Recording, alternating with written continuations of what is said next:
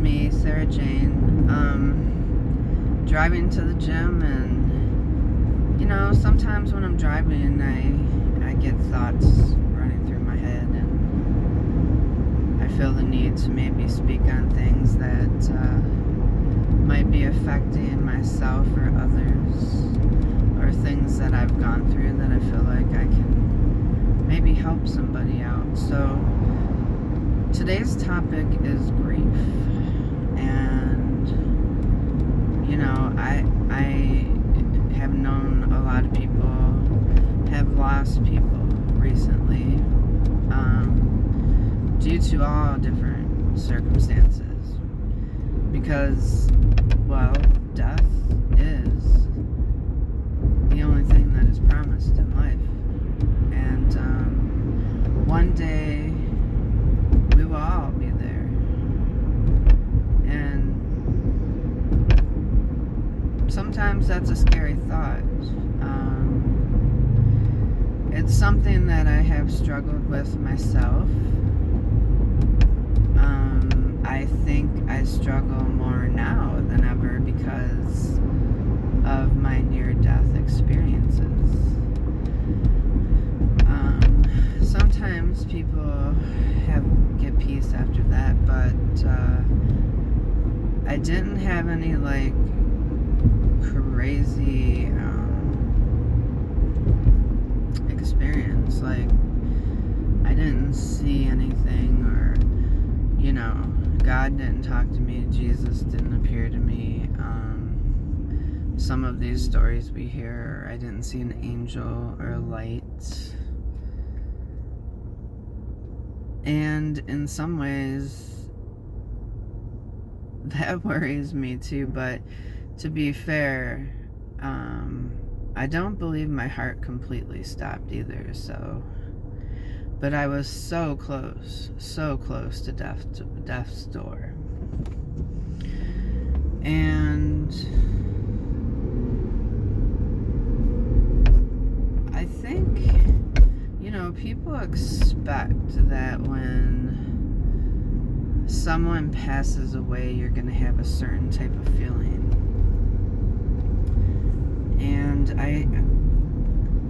And of course you're going to be sad, and you're going to feel like you're going to miss that person, but you won't necessarily express it all the time right away.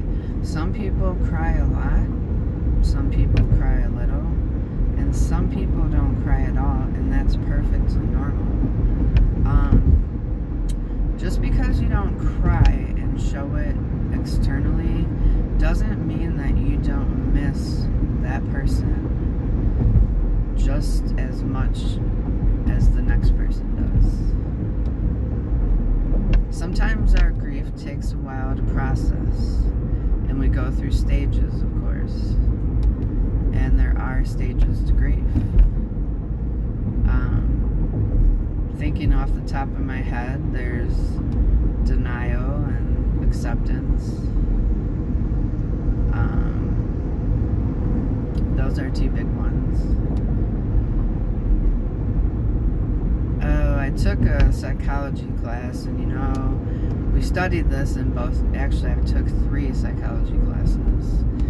And in 2 of my psychology classes, we studied the steps of grief, and even going through grief myself, because I have lost a lot of people. I started losing people very young. 7 years old was my first funeral, and it was in Canada, and the first funeral I remember anyway. And we drove to Canada, and it was my great-grandmother's funeral, and I remember being in the funeral procession and laughing. And let me tell you, laughing can be a very normal reaction to grief, and laughing can also be something we use to cope with a serious matter. And I think it comes from being nervous. And so I can't say what my 7-year-old mind was thinking at the time, but I'm pretty sure I was maybe a little nervous and scared. And the day before, even traumatized by going to the funeral home, because I remember my cousins telling me they were going to, they closed the door on me. We were in the funeral home, and there was like this huge like closet thing. They closed the door and said there was a bunch of dead bodies in there. And I remember that very clearly. You know how kids are, but I was always a real sensitive type kid. Man, I took everything literally when I was younger. Thank God I grew out of that. And so, as time has passed since my 7-year-old self, I have lost a lot of people in my life. Family, friends, acquaintances, co-workers, and even a potential soulmate, love. And no two grieving processes are the same for any person. I grieve everybody differently, in different ways, at different times. And there's been some, it's crazy because there's been people super close to me, and you would think that I would break down every second.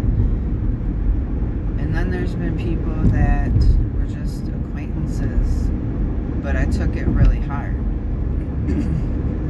So, again, grief, nobody can put any rules on grief and tell you how you should be grieving, how you should be talking, that you shouldn't smile or laugh.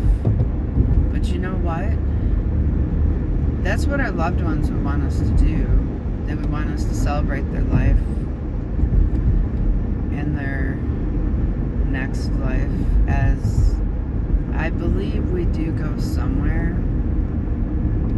Right now, I'm kind of struggling. Like, you know, I was raised Catholic, so I was raised believing in heaven and hell. But some of that has been shook up a little bit in my life, and I think there is a good place we go. I don't know if there's a bad place we go, but I do think there's a good place. And sometimes I believe, and my grandmother believed this, and my mom does a little bit, that we're kind of like in a hell on earth. And makes sense, you know, makes a lot of sense, and it makes even more sense to me. These last few years have been pretty rough in my life. There's a lot of things that I've had trouble coming to terms with sometimes, and life is hard, you know? Life is hard. It's like, in 1 minute, it can be the best feeling in the world, and then the next, you're wondering why the hell you're here, and what is the purpose? But I often remind myself that we do have a purpose, and everything that we go through is for a purpose, so that people can relate. I do believe we are here to make people's experience in life better, and none of us are perfect, not even myself. No, that's right, I'm far from it. But I think that overall we should be making people's experience in this life a better experience. So, grief can last a long time. It can last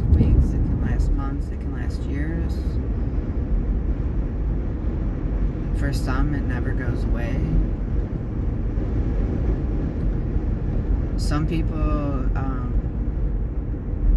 make peace with it, and it doesn't mean you forget that loved one or you don't care, but you made peace with their passing, and and you hope someday that you're going to see them again in the afterlife. You just hope that. One thing in fact, one of the hardest deaths for me was my dog's passing.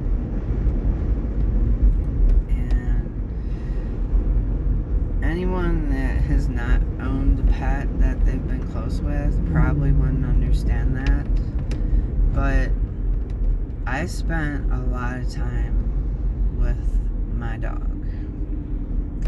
She was my everything, and she was my best friend. She was there to listen to me when nobody else was, or she was there to hang out with me when I was pissed off at the world and I didn't feel like talking to nobody. She was there.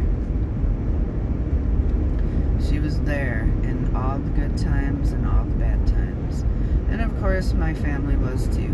But it was different because my dog, we had a special bond. And so I love her and I miss her every day. And I knew getting another dog would never replace her. I still love Luna because your heart is big enough to love. But Chloe was amazing. She will always have a special place in my heart. So I miss her every day, and I lost her in February of this year. And I think about her often.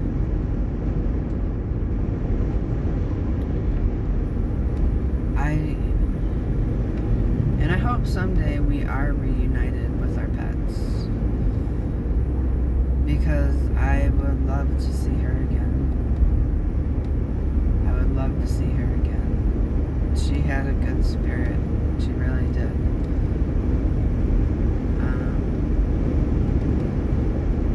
But of course, there's a lot of people I do miss,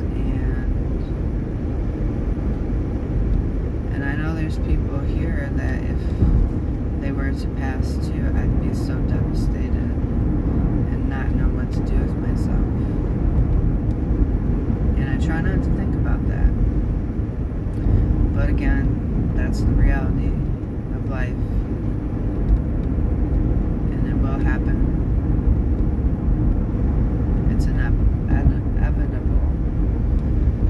And so, when I'm having a bad day and I'm crabby with someone, I try to remember to go apologize or tell them I love them, because tomorrow's not promised, but either is 30 minutes from now or even 60 seconds.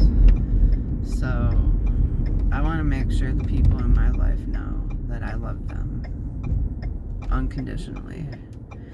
But that's all I want to say. I'm pulling up to my gym. I hope you guys have a wonderful day.